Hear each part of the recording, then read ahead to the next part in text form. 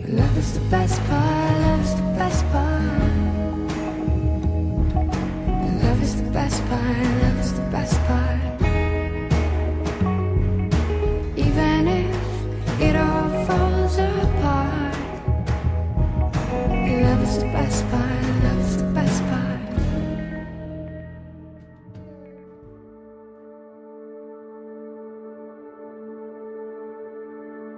When we went for marriage counseling, he told us, I thought he was going to share psychological principles. He said, Paul, you guys don't know how to forgive. And so literally he taught us to walk through being able to go, I'm really sorry, please forgive me. Yeah. Not, letting the anger accumulate over a day or a week or a month, but we try to really clean the slate every day, and that means that she has to forgive me for stuff when I ask, and then I have to forgive her. And then that's part of really what got us this far. You ask, how did you survive? Yeah. Honestly, we survive by Give forgiveness. each other room for mistakes. We survive by asking for forgiveness, granting forgiveness, and saying, I forgive you. Yeah. And not throwing it in each other's face That's again. it. Then it's over. Because for 5 years we held it, and held it, and held it, and held it. Yeah. So we had to really learn. Or we would go back to it. I didn't hold it as much as he did. But we'd go back to it and use it against them. True. Yeah. Ammunition and... Oh, absolutely. So we start to have some rules of how to fight fairly. And then never, and again, once again, and always. Yeah. We have to take those words out, because when you're saying you always say this, it means you didn't forgive me for saying it the last time, or whatever, Right. So right. That's good. So what, I'm always so just inspired by the way you guys just seem always very connected. Yeah. I know you have extremely busy schedules, and you probably aren't together all the time, and there's days probably you don't see each other. Yeah. But how do you keep, right away, you guys are connected? Yeah. Well, I'll start with that one. I think, we set up some guidelines because we knew we were, my dad was workaholic, her dad was workaholic, so we didn't have good models. So we go on weekly dates, at least one a week. So whether it's a Friday night, we look forward to it. We go to dinners, we go to movies, whatever we want to do. We go shopping. And we can't talk about work. We can't talk about work. Oh, that's no a good, ministry. That's a good rule. Yeah, no ministry, no work. It's only about us. Not even about somebody who was touched. No, we can talk about the kids. We can talk about us. We can't talk about any ministry stuff. Dreams, whatever. Yeah, we talk about that. The other thing is we go on a vacation together every year. So I'll take her to wherever, Hawaii. I take her to Hawaii every year. And so every year is a vacation. Just her and I, no kids. 2 weeks. So it's like a yearly honeymoon.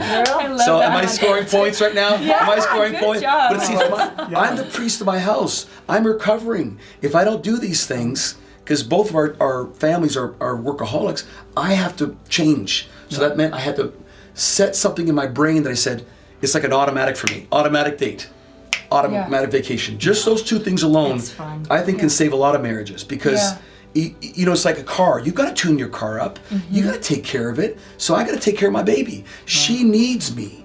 Yes, my dad provided financially. He did a great job. My mother's still fine because Paul's great at providing financially. So I got to take care of her financially, but I also have to take care of her emotionally, which I wasn't good at the beginning. So that means she needs my time. It's really super important, and I had a harder time with that. Yeah. But then we found a solution for this. On Monday, it's our day off. My Sabbath. We're tired on Monday because it's Sunday. Okay, so we're super good about not doing any ministry unless we have to. Emergency. We can't even talk about it. The whole day. It's a Sabbath. We have a Sabbath every week. He was so adamant about this. That's and good. so you know what I did? A lot of pastors don't do that. A lot of people don't do that. No, it's all about ministry, and then it takes away the intimacy. We talk about really deep stuff, but nothing about us. Yeah, it's all about other people. So he's really taught me, because like me as a mom and stuff. Yeah. Hey, I want to talk about what happened yesterday. Yeah. No, you know what I do? I make an appointment every week, lunchtime, and it's ministry. Talk ministry. So during the week, usually Tuesdays or Wednesdays, we'll set an hour and a half luncheon. I'll take her to lunch, and she can talk about anything she wants about ministry. And it's not to say that other times she can't, but there's or whatever. I'm seeing this. We need to check. What about this and everything? So I tell Kristen, hey, on the list of my husband, I put this. I want to talk about these things, and it's awesome. And then when we get home, we're home. Wow. Yeah, because she knows she's got that coming where she can that 2 hours. Anything she wants about ministry, go for it. Go for it. Let's resolve all this stuff. Give me all your input, so she's not a spectator. She's part of it. That's a really big deal. But it's a safety. So it's not 24 hours a day, 7 days a week ministry. It's we block off that time, and other times during the week she can call it anytime she wants anytime, and talk about whatever she wants. times. However, the Sabbath day is the Sabbath. Once the it gets date's the home. date. And that's sacred. We don't mess with that. That's and so really awesome. It's really awesome. I mean, Another thing that we've done to protect our marriage and to really make me secure in it as a woman is all the other women that could be trying to or men they I'm really close, but we try not to have any gaps as far as like we have really good boundaries with the opposite sex. For me, it's that balance of like there's nobody to turn to, so there's no other woman there. Yeah. So you are like, I am praying, especially for young girls. Like I have found, and this is just me, like, so I'm more saying it just so it's out there. So I would love for you, you're more than welcome to address it because I know I'm not the only one. Yeah. Especially young girls, teenagers. Like I'm in the Ukraine, I spent 4 hours hugging teenage girls and boys. Yeah. And weeping for hours, which it sounds, the hard part for me is all of it sounds very sweet and there's nothing in my heart. There's nothing there. There's nothing like weird. I mean, it's very clear, you know what I mean? But at the same time, I want to protect my wife's heart. Yeah. Yes. You know what I'm saying? Yeah. So that is actually more important Yes. than me thinking that I'm going to do something great in this moment. Does that make sense? Yes. Yeah. But I'm wondering, just to speak to it even for you guys, because I know you have like people that come through all the time and you guys meet a lot of people that are in our situations. Yeah. And it's like, what do you say to that? You know what I mean? Like, I travel a lot too. Totally. And what I do is when I arrive somewhere, I'll say, listen, you have some female leaders that can help me pray with people. Wow. Oh yeah. Or if not, I'll train them. Like I went to one church, I spent an afternoon training all the prayer team members. Wow. I said, get me 30 or 40 people in your church that can pray for others. Yeah. And so they were male and female. I trained them all how to pray for people. And then at the altars, it was a good thing because there's a lot of, and see, when we're traveling, we're alone. Right. You know the dangers: lonely, angry, tired. Right. Yeah. Those are three: lonely, angry, There's tired, halt. and hungry. Halt. Halt. Hungry, angry, lonely, tired. You ever heard of that? No. Oh yeah. Halt. The biggest danger That's for true. anyone in our position is when we're hungry, we're angry, we're lonely, or tired. So I know when I travel, I get all four. Yeah. You know what it's like. Yeah. You're just Yeah. pouring out and pouring out and pouring out. So I always make sure I'll have a team trained beforehand. Then I'll meet them there and I'll say, listen, I want some ladies close by and some men that I can say, hey, let me pray. Jake, can I pray? Nikki, can I pray? Here. Julie, Nikki's over here and she's an awesome lady. Would you pray with her? And sometimes I'll stand just away so they'll not totally feel like I don't care. Right. But I'll stand just away. I'll say, she's going to pray for you. And I'll stand here. If I get a word, I'll give it. Yeah, I said, but exactly. she's a great leader here. Yeah. She'll pray. The girls are crying. They feel ministered to. So I'll do that the whole night. The whole night is like I've got a halfback, a quarterback, a fullback, a wide receiver. I've got team members around me that I'm going, here, John, hey, John, he needs more prayer. Would you come pray for him? Come on. Or she need, and I'll be the quarterback that night. Well, I mean, I guess we're looking at it in the context of I want to protect my wife's heart. Exactly. I mean, really, like all the other stuff at this point, because there's none of that. That's I think for a lot of people, that's the duh of like, oh, well, and I think everybody thinks they're way too good for that when it happens. But more on the end of like how do I protect my wife's heart in the midst of ministry? Yeah. And I think those are really good tools. I just think that's huge. And I got to protect my heart because, the Bible says my heart's deceitfully wicked above all things. Yes. I may think I'm fine. I may think nothing's exactly there. Right. I was so funny. I was traveling somewhere and I'm in line and I talk to everybody. I'm like a friendly person. Yes. I really do like people. And so I'm just standing in line. I'm looking for someone to talk to and I'm looking around like this and I like to witness to. I like to tell people about the Lord. And I turn around, there's this gal and she's got this green eyes. And I go, are those eyes real? No kidding, I'm serious.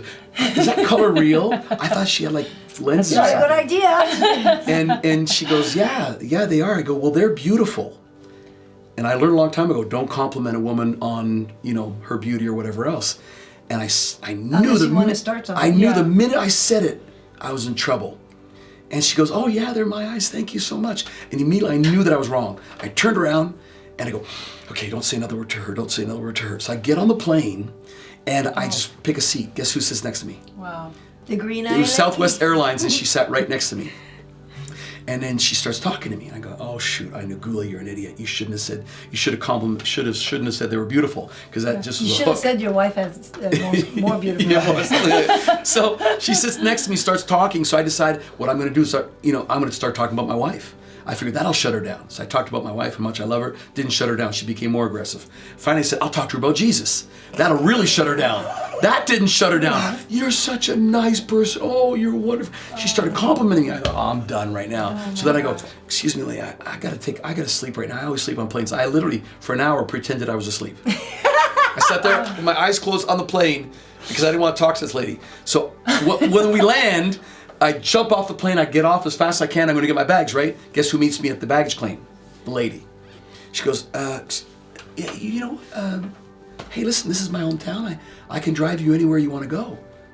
I go, oh. Unbelievable. One compliment. I said, I'm so sorry.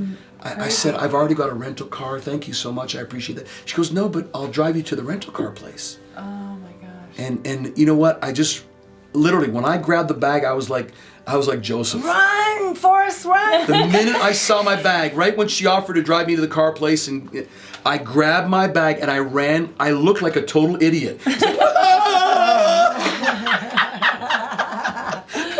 But you know what? He called me and he Because told look me the story. when we're ministering, we're compassionate, we're warm, and some of these people don't have that at home. Or they've never had that. And so we're the dad they never had, we're the lover they never had, they're the husband they wish they had. And so, we're in a power position. And we don't know that one word can create a hook. And then if we're weak that day, yeah, so my heart's wicked. I don't even trust myself. And I realized that day, don't trust yourself, Goulet. Protect yourself better, be careful. Does it make sense? Yeah. Oh, totally. Yeah. Totally. I think of all the great leaders that we know that have fallen over the last 10 years. God. Yeah. We don't, That's why we're doing this. It scares me. Why I want to do this. That because scares me. We need to talk about this stuff. Yeah. Because people ignore it. Yeah. They can, because they don't recognize that their heart's wicked and deceitful. They pretend like they've got it all figured out. They've got a great testimony, and tons of people show up. Yes. And they think they're successful because a ton of people showed up. And this is actually more successful than the ton of people showing up. Yeah, exactly. This is what I'm accountable for. Yes. Yeah. You know? Yes. Yeah. Can I say something else? Yes.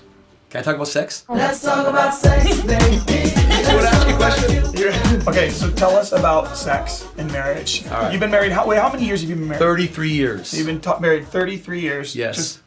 Yeah. There's part of our brain, we were created to have sex. It was God's idea. Read the Song of Solomon if you don't believe that. Yeah. We were created to have sex. Yeah. And it's something in our marriage that we've had to talk about because after being married 33 years, well, in the whole process, your sex needs change. In fact, there's one study that shows that women's sexual desires increase as they grow older and men's decrease as they grow older. Her love language are acts of service and gifts. She loves when I give her gifts, and she loves when I'm in time. So she loves time. And so I have to give her quality time. To be listened to. Yeah. I have to serve and help around with it, whatever she wants, and those are really her languages. And so my languages are verbal and touch, which of course... Which means sex. Which means sex, for me. And so, my role is to help meet part of those needs. I have to do that. And part of hers is to meet my needs so that I'm not vulnerable sexually. If I'm sexually satisfied at home, guess what? It's going to be a whole lot easier to deal with temptation. Right. Oh, yeah. It's going to whole lot easier to deal with any stupidity that might want to enter my brain or any temptation the enemy might want to throw at me. Because God doesn't tempt me, but the enemy does. Yeah. So I want to make sure that we're talking about it and we're. So I love to talk about this with, like, my son before he got married. We sat down. I said, I want to teach you how to please your wife. Seriously. And there's some boys that I've become their surrogate dad in our church who don't have dads, and I'll say, listen, don't forget you got to meet with me before you get married. And I'll sit with them for an hour and a half, and I'll coach them on how to please their wife. That you have to sexually satisfy your wife. That's part of your mandate. So if that means massages, if that means spending quality time, I said, you do what your responsibility, sir, is not to be selfish sexually. Yeah. Yeah, my husband is the most unselfish sexual lover. Yeah. He really is. I mean, I've heard of, women says, my husband he just wants to be satisfied. And I'm like, he gets more pleasure in making sure that I'm taken care of, even more than he is. Christ wants to make his bride shine. Yeah. Okay. And I see that that's what Paul does. Yeah. Wow. Without being like dysfunctional about it. He wants to make me shine, even in the middle of his ministry and everything. And that's what you do. You allow me to shine, just like Christ wants the bride to shine. That's what it is. Without us really trying to do all this and let's make me shine. No, it's just gonna happen. Ministry will follow if you keep that healthy. Yeah. If you keep this healthy, everything else will follow. That's good.